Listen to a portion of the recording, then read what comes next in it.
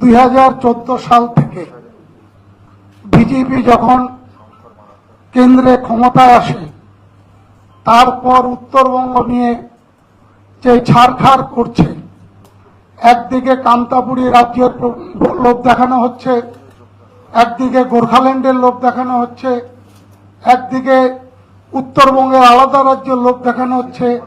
BJP দীর্ঘদিন ধরে উত্তরবঙ্গের সহজ সরল মানুষগুলোকে এই ধরনের লোভ দেখিয়ে ছাড়খাড় করছে। আমি মনে করি বিজেপির সাথে লড়াই করতে গেলে কংগ্রেস থেকে হবে না, একমাত্র মমতা বন্দ্যোপাধ্যায়ের নেতৃত্বে তৃণমূল কংগ্রেস উত্তরবঙ্গে যে ছাড়খাড় করছে বিজেপি, তার বিরুদ্ধে লড়াই করতে পারবে। এক। দুই হচ্ছে, আমি মনে করি আমি 10 বছর বিধায়ক ছিলাম, বিরোধী দলে ছিলাম, মানুষের কোনো সেবা করতে পারিনি, মানুষের কোনো পরিষেবা দিতে পারিনি। আমি মনে করি আমার অভিজ্ঞতার মধ্যে দিয়ে যে শাসক দলে না থাকলে মানুষকে কোনো পরিষেবা দেওয়া যায় না এবং মানুষের থেকে বিচ্ছিন্ন হয়ে যাচ্ছে।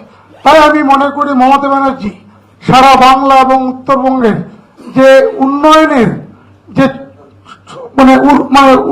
উন্নয়নের যে উন্মাদনা শুরু করেছে, যে উন্নয়ন হচ্ছে, সেই উন্নয়নে সামিল হয়ে আমি আগামী দিনে মমতা বন্দ্যোপাধ্যায়ের নেতৃত্বে আমি তৃণমূল কংগ্রেসে কাজ করতে চাই এবং আমার দৃঢ় বিশ্বাস আগামী দিনে উত্তরবঙ্গের তৃণমূল দল শক্তিশালী হবে এবং বিজেপিকে আমরা নিশ্চিতভাবে পরাস্ত করতে পারব।